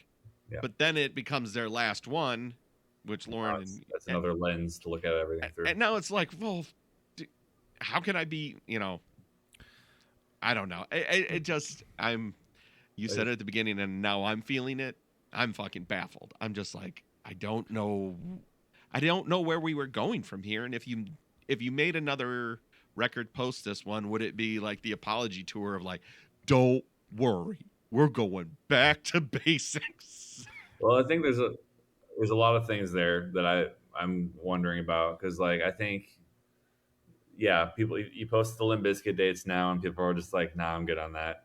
Even in your comments, on the Roach Koach comments, probably, right? But like, I bet there would be people who would say, I mean, there's probably people saying this about, oh, the Hives are doing a tour this year. And it's like, dude, that was 20 years ago. I'm over it. Yeah. But that's not garage rock and nu metal. That's just like, we're on the new stuff now. Maybe. Yeah. I mean, I think you're right, though, because there are certain people that are going to, like, you get one album, 2 albums tops. And then you know what? I don't know if I told the story before. I saw Avril Lavigne in 2004. She was touring album number 2. And at that show, I was probably 22. And these girls came up to me who were, I think they were in high school. And I had a Stroke shirt on, and they were like, "Oh, we love your shirt, da-da-da." And I was talking to them, and I was like, "Oh, are you big Avril fans? Are you big whatever?" And they're like, "We're here for nostalgic reasons. We're just album. We like the first album, but now we're like done. We're done." And I'm like, "You're like 16. What are you talking about? Like, what? Like, yeah, that's middle school stuff. We don't fuck with that anymore. We're just here because, she's going to play the old stuff we know. She's going to do that. We want to scream, sing complicated. Exactly, which who doesn't? Even like I saw Third Eye Blinds in like 2014, and like I think every single they were playing their new album. Mm-hmm. No one cared. I mean, it's not exclusive to nu metal or garage rock or pop. Right. I think it's everything. There's very few bands that can transcend and have like phases and long. Yeah, it's funny you bring up that because I'm a big Third Eye Blind fan. I'm a huge fan of the Jenks. I love them, and my buddy Brian went to see them on I think it was the anniversary tour for the self-titled, and he thought they were just gonna do like so many people do, a front to back run, losing the whole year to God and Wine, and they opened with new stuff, and he was so furious that he left like 5 songs in. Because I guess they did that, and then they did start playing the old stuff. But he was like mad that they even played anything from the new albums. It's weird. It's kind of like even like we just did these dates with Quicksand, and they did front to back slip. Yeah, that's right. That was cool. But then like the encore, they'll do some like other new stuff and other old songs, and then like a great example of a band who I think has transcended the decades, in my opinion, is Dinosaur Jr. They. Obviously have some classic albums earlier in their career, but like I still love their new albums and I want to see their new songs. Like somehow I feel like it's one of the few bands that has been able to do it, but they're also still doing like, I just saw them in London. They did Where You Been full album set. Wow. Wow. I don't know. Okay. It's complicated. So I found this is the final Linkin Park set. The last one they did is full band. And this is the rundown. They did 26 songs. Holy. So if you went, you got it. They did 7 songs from this album. But this is the opener. Talking to Myself, Burn It Down, The Catalyst, Wastelands. That's the first 4 songs. Then One Step Closer. Then Castle of Glass, Good Goodbye, Lost in the Echo, Battle Symphony, New Divide, From the Inside, Invisible, Waiting for the End. We are now 13 tracks deep, gentlemen. How many's from the old albums? 2? 1? Right now, One Step Closer. That's it. We haven't heard any. New Divide's the Transformers song. Breaking the Habit. Okay. Now we're at track 4. Okay. One More Light. Crawling. Piano version. They did a piano version of Crawling. That sucks. Leave out all... Yeah, it does. I mean, I'm trying to give them the grace to like... That sucks.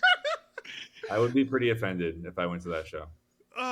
So then they did Leave Out All the Rest, Somewhere I Belong, What I've Done, In the End, Faint. So they closed the initial set with Faint. The encore, Sharp Edges Acoustic, Numb, Heavy, Paper Cut, close with Bleed It Out. What's Bleed It Out? What is that song? Bleed It Out is from Minutes to Midnight. It's basically the rocker from that album. Is it good? I'd say it's. I think when we did that album, Matt, you may remember this better than me. I said, "Oh, this is a pretty good one. I think this is a good song." And Jenny was like, "This is bad. This is not good, and I never want to hear it again." But yeah, it's like Linkin Park getting loose. Mm-hmm. Like they're like, and it's like you can hear like party sounds in the background, and Shinoda's kind of like yelling his lines, like he's just like yelling over the people, and then and then Chester comes in. It has a music video, and I do remember saying this. The music video is like this one where like they pitched it on paper, and they were like, "This is it. This is going to be iconic," and it's like a fight in reverse, but the band is like playing in the middle of the fight, and they're like not in reverse, but the effects aren't quite there. And the video just feels like a weird churn. But But yeah, it's the rockin' party song, and I think it becomes something of a closing staple for them. But at the same time, though, they did 7 songs from this album. Yeah, but still, I mean, I just think a band of that level, I do think there's, I mean, they didn't ask me for my opinion, but I think you do owe people that are paying those kind of prices, like, I mean, open with a heavy hitting song. That's why we're here. But Yeah, I mean, well, Matt, you and I have seen Korn a couple times now, and Korn they know why they're there. You're gonna get the hits. They will put 1 or 2 new songs in, but that's not even guaranteed. So, well, I think that's all we have to say about Heavy. let's keep it going. We gotta. This next song is called "Sorry for Now." Yeah, doing like the pitched up. Yeah. Like almost, I think Skrillex has done that, and like it's on a lot of Drake songs and stuff like that. That was very of the moment. Very. That's the thing that's funny about it, is that it's that thing once again where they were like, we don't want to be the nu metal guys anymore. We're gonna get current, but then they make something that now feels just as dated, if not more dated. Yeah. You know, we're gonna use that Star Slinger sound. Like, let's get that going. Star Slinger. It's chillwave actually. I feel like, which I in. do like, but it's like not in. You guys can't do this. You guys can't do this. I forbid You're the Fate this. guys. You're the Fate guys. Yeah. So this song is this is Shinoda's "Sorry About Touring All the Time, My Family" song. So this is that literally this song is Shinoda explained. This is from commenter songmeanings.com. Comments from May 6, 2021. So this is very recent. They said this person's name is Ryan108798. Mike Shinoda explained this song on his solo tour was written about his kids. They were young and they don't understand why you're not there and you're sorry, but there will be a day that you will understand. Correct, I was there. He said it at his London Roundhouse on March 10th, 2019. That's me reading how they wrote it. So apparently, this is Chester's "Sorry I'm Touring So Much, but I'm Putting Food on My Family." Mike or Chester? Mike. Did I say Chester? Okay. This is Mike. Yeah, this is Mike. Gotcha. This is Mike saying that. So yeah, this is what's that Stain song, Matt? "Home," where he turns into the bird. Yeah. We got a few left. This next song is called "Halfway Right." I don't have much to say about this song. Okay. It's just another bad song. Mm-hmm. But I'm pretty sure, you can correct me if I'm wrong, "Heavy" is the first and obviously last song to have a woman performing on a Linkin Park song. I believe that's true. I can't think of any other It says that on times. Wikipedia. It's their first song with a female singer or performer of any kind. And it never happened again. Another little trivia fact for it. Interesting. That song. But also, I was going to touch on when I went to Apple Music today to listen to the album again. Like, I don't know if you guys use Spotify or Apple. I use Apple. Yeah. Okay. And I use Spotify. Yeah. The landing page has like their focus album, whatever, the first thing they're trying to push, and it's a Mike Shinoda project, like a solo album. Did you see that? The evolution of Mike Shinoda. What is that? I don't know about this. Yeah, it is a Fort Minor Linkin Park Mike Shinoda EP. So I'm thinking, okay, it's a best of. It's a comp. Okay. So it's In the End, Faint, Remember the Name by Fort Minor, Bleed It Out, Linkin Park. In my head, a playlist or something. Basically, it looks like they released it as kind of a Mike Shinoda best of. Interesting. I mean, yeah, it looks like the track listing runs as sort of like a reverse chronology. So you get a new Mike Shinoda song, then a Mike Shinoda duet of In My Head, and then Bleed It Out, then Remember the Name from Fort Minor, which predates that, then Faint, then In the End. So, okay. I mean, the thing about it, have you listened to any of the Mike Shinoda solo stuff that he's put out since, or any of it? I've heard Fort Minor, the one song that everyone knows, but that's about it. So yeah, we did a Fort Minor app, and then I did listen to the solo record he put out after Chester died, and it's like I can only describe it as just like a slab. Like it's just like the same sort of beat and the same type of rapping for what felt like forever. Yeah. And just going, and then he's sort of like, he's mad in the way that Shinoda is mad, as we know. You idiot! That's the type of mad that Shinoda gets. But he talks a little bit about the frustrations about, Chester dies, and now it's basically like, Shinoda, what does Shinoda do with his career now? Like, what is, where does he go? But he doesn't quite, it's like, he's still too even keel. Like, even in this, like, despairing moment, I'm like, dude, you can get mad. You can really put it out there. We're here for it. We want to hear how you are. And he's still like sanitized. Yeah, he can't really. Yeah, he still can't really do it. So, I just remember going to the Linkin Park page to pull up One More Light and thinking like, okay, this is gonna be really bad. There's a Mike Shinoda thing over here. I hate this too. Don't know what this is, but we're gonna go to this now.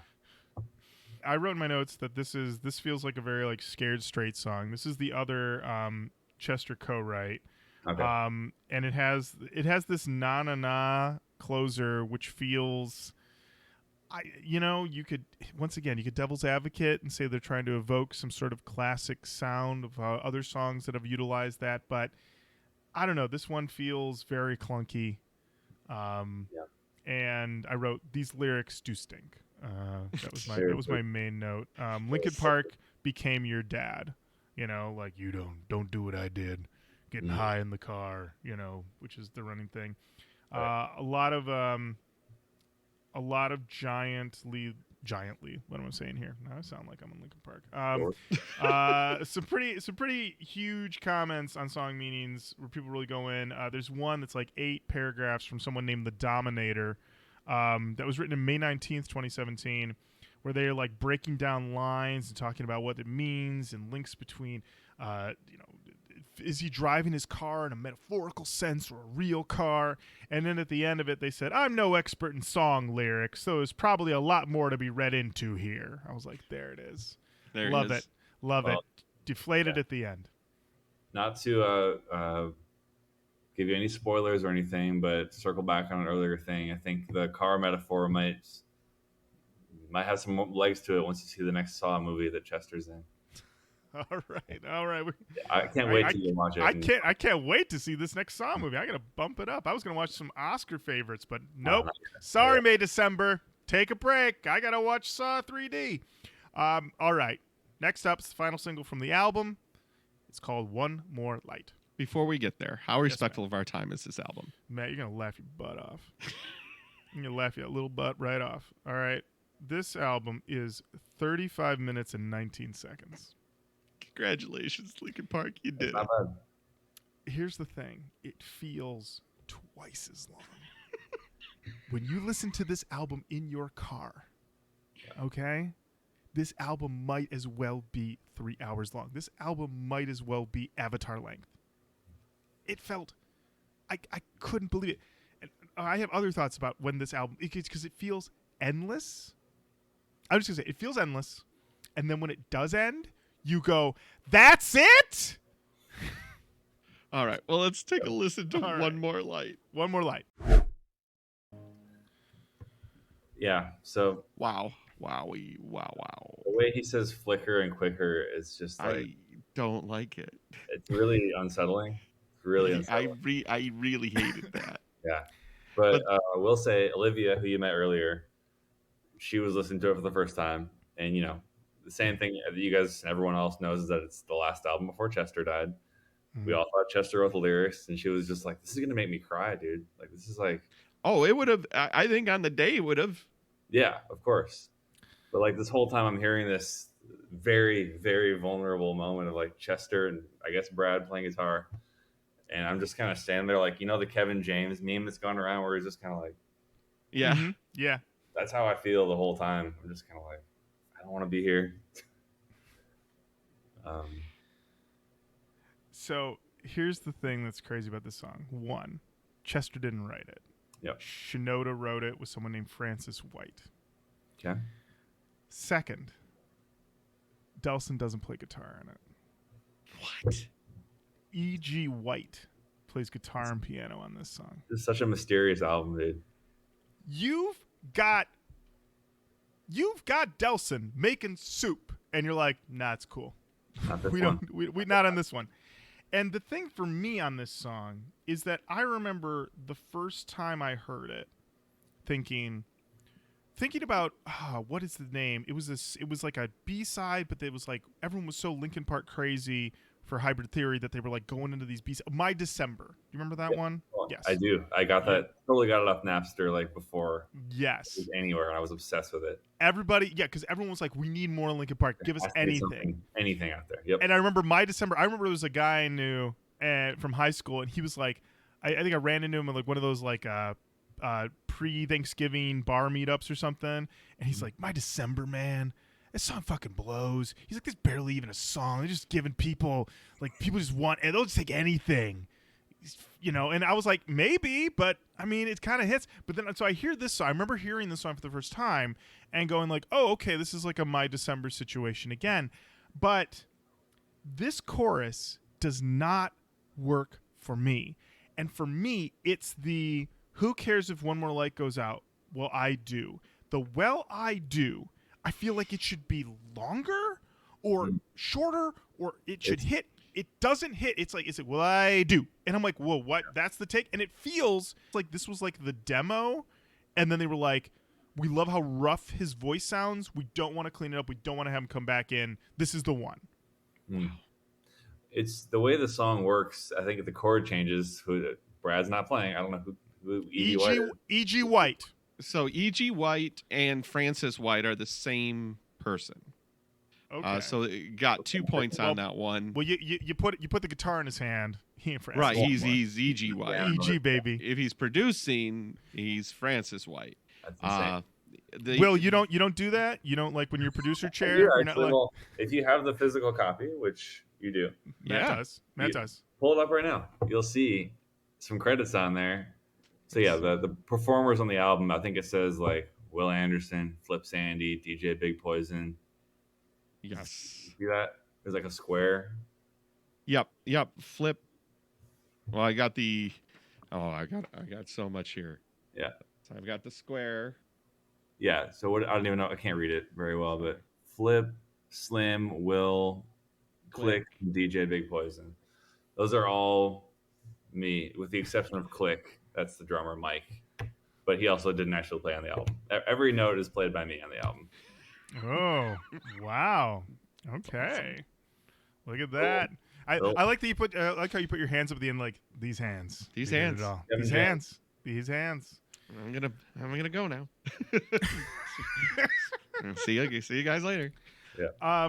Wow. If they cut the flicker lines and if they cut those two out of there and just elongated the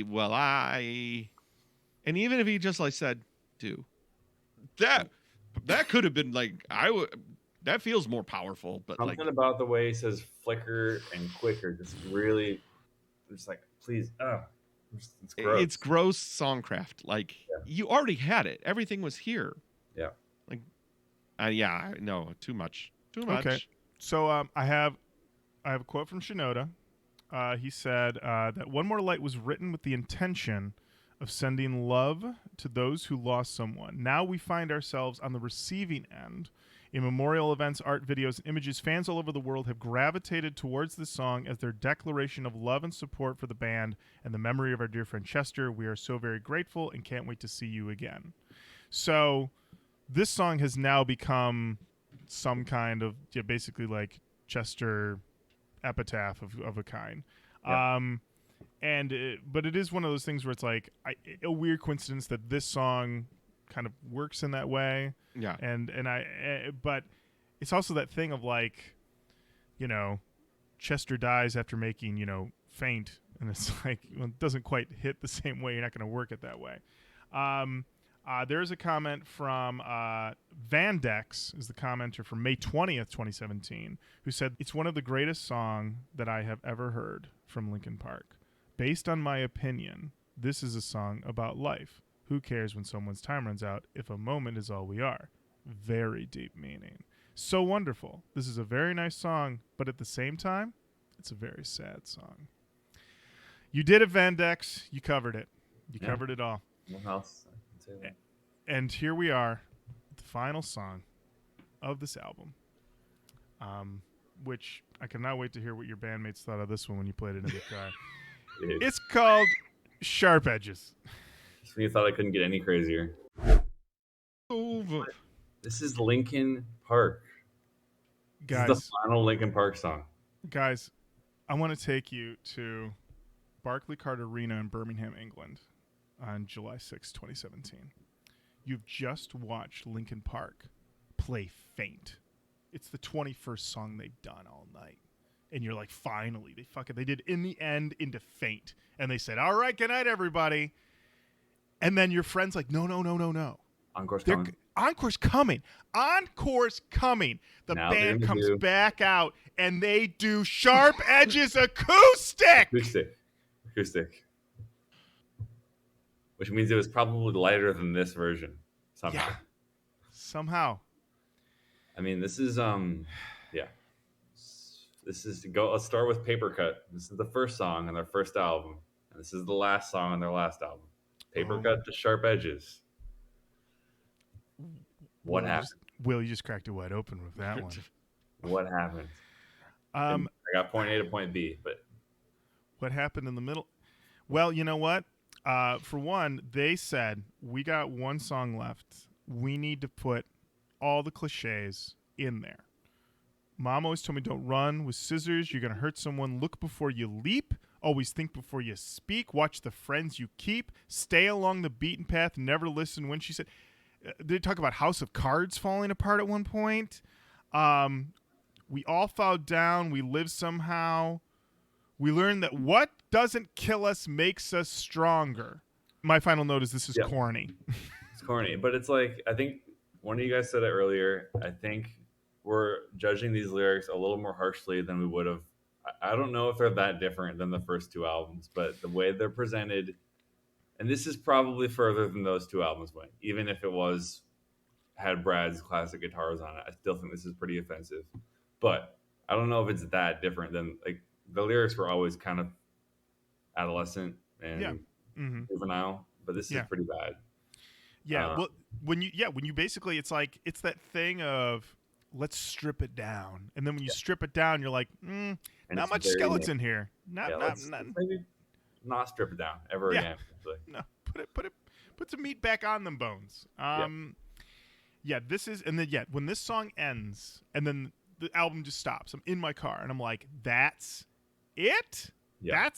That's it? Because you keep thinking, the thing is that you listen to this album, and you think, they got to give me like one more rocker, right?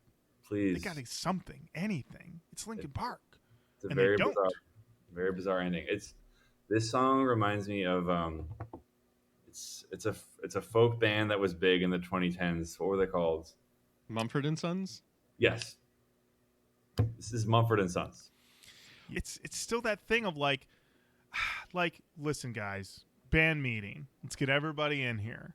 Get a stool for Mr. Hahn. Great. All right. We're all sitting. Listen, you know how we've been like crushing? And Delson's like, yeah. It's like, what if we suck now? That seems to be the only direction. What are we doing here? What is happening here? Like, I haven't heard The Hunting Party, but it sounds like even from there, this is a pretty wild departure from their last effort. So yeah, The Hunting Party, there's some heat. I mean, I still think it's like the hooks aren't quite there the way they are on the first two records. Matt, put on from The Hunting Party, All for Nothing. This is a song with Paige Hamilton. Okay, so to go from here to what we just heard? I'm confused again. If like that's a that was the last that's from The Hunting Party? That's from The Hunting Party. It's the second song on The Hunting Party. Yeah. I can still see like what they're going for with that one in a way. It sounds like. Yeah. But I mean even on that album they do a song with Darren from System of a Down. I mean they're still bringing heat on that album. They have a song called War. You know what that's about, guys. You know what that's about. They're not. I'm hoping they're not war. Fans. They're not fans. They're not fans. I'll tell you that much. I think my bandmates just got back from the casino. And now we reached the part of the show where Canon Talk. talking about the canon. Will, you're our guest on the show. We always talk about whether or not this album belongs in the Nu-Metal Canon. What do you think? I'm gonna throw it to you guys. I mean, you know what nu-metal is. You heard- Absolutely, 100%. I'm gonna say a big no on that one. Well, it's Linkin Park's No. last album. I think it like symbolically it's important. Oh, you mean the last album? the one that. Yeah. Oh no, absolutely not. We've been I'm talking sorry. about it the whole time. I was thinking about the band, but the Oh. album How is it absolutely not not. canon? Because it's like the worst album ever made for one, and two, it's like an embarrassment to what Linkin Park has made and done in this world. And so we just met. Yeah, we were talking about this for the last hour. It's like so depressing how like that's their legacy. Yeah, we didn't even talk about genre tags on Wikipedia for this album are pop, pop rock, electro pop, and electronic rock. What are we I doing? don't hear. Is there one guitar on the whole record? there is. Okay. There is. Is One- it one song. acoustics though, or is there any like riffs? There's no riffs. There's no riffs. There's No. absolutely no riffs. Okay, then it's not. Nu metal is riffs, so Yeah. Yeah. So, all right. So that's out. I wrote in my notes that when this album came out, I thought it stank, but now it has been forced to be reassessed as Chester's last will and testament and carries some unfortunately heavy, no pun intended, themes. Can it be extracted from this context? No, I don't think it can. I think we just tried to, but Yeah. failed. We couldn't Yeah. do it. So yeah, my ultimate take is that if you're driving around in your car or listening at home while eating dinner, it sucks. But if you are like sitting there and diving into like the impact, and certainly if you watch the video for OneMoreLight, you're like, oh, this is, you know, the motion can hit. But yeah, if you just have it on and you know you didn't know it was the last. sounds like fair use music. If you want to, Woo, damn. If you want to hate does, listen to dude. That's something, tough. then you should listen to. Dude, That's what I've been doing It sounds like since fair it use came music they play at like Staples or FedEx or Kinko's or like a sushi restaurant down the block. Like that they just the cheapest thing they could find. It's so bad. I think she might have a dissenting opinion here. No, but she's saying she likes it. She's not. Let her talk. Let her talk. I did not say I like the record at all. I do think it's like maybe extremely unlistenable. But you know, historically, I think it's discredit to ignore the fact. Like you can't just pretend it doesn't exist because this is their last album. This is the last thing he put out in the world before he died. I feel like, and I think nu metal is all about these like men's suffering. Like I think that's like the thing that every nu metal band is about. Like, you know, like that's how they all became friends. I think that's like the common thread between all these. She might have just cooked. I'm not. Wow, she's cooking. She's Like- cooking. So like rich person suffering and trying to write like a pop record. Like it doesn't sound like real suffering. But Chester did have a very troubled life I from mean, the all beginning. of the like from the songs you like are the same. It's like the same lyrical. That's But what it's- we said They're too. angstier though. They're way angstier. But as we also pointed out, Chester didn't write 80% of these songs. Yeah. Which is also insane. I didn't know Yeah, that. he came in That's late and just was like, "Oh, what do you got for me, Shinoda?" and then parroted it out. I also the one time like so I he heard phoned it in is what you're telling I me. heard one guitar part and I was like, okay, Brad is playing a guitar, and then they were like, oh, Brad didn't even play guitar on this song. No I was way. like, what? E.G. White did. Yeah. E.G. White. Dude, it's so sad. It's like such a depressing listen. Not in like an Elliott Smith or Nick Drake way, in like a generally just like, Like this the- is so like sad that music is someone fucked. made this. But yeah, all that to say, I don't know. All right. I'm definitely a no. I feel, but I do understand the emotional impact that it has post the passing of Chester. Where it's like, I mean, if I would have heard that song, even with that double repeating of those words, that was kind of like, I don't even remember. I blocked them from my brain. Flicker and quicker, Matt. Flickering quicker. Flicker and quicker. Yeah. Cut those. And emotionally, I know that I would have been like deep in my feels when I listened to that song. Not today, but like when you do listen to that song and you do think about it. But there's still like Linkin Park has the right albums in the canon. Oh yeah. In their body of work, it will always be an important record, but I come back to what we said at the beginning. It is a baffling record of which I do not know what they were going It is for. awful. I Bizarre. agree with you guys, It's like, baffling. wholeheartedly. I didn't want to have to hear it in the car at all today. Yeah, We might I- run it one more time tomorrow. One more time. I appreciate AirPods are going right in, appreciated yeah. Will wanting to push it on us. I mean, like the reason that, like I told you guys in the beginning, I don't know the other albums after Meteor, but for some reason I heard this album and it's so insane that I played it for everyone I know, and that's why we're here. There we amazing. are. Well, that does bring us to the end of another episode of Roach Coach. Will and the whole Hotline TNT team, thank you so much for coming on. Greatly appreciate it. I assume the tours continued around Yeah. the world into space. Where you guys? What's 2024 looking for? Some things I'll tell you, some things I can't tell you just yet. Sure. But we are in January. We're going out with this band called Wednesday. We'll be on the East Coast and in the South. I don't know if you're going to be anywhere near those places.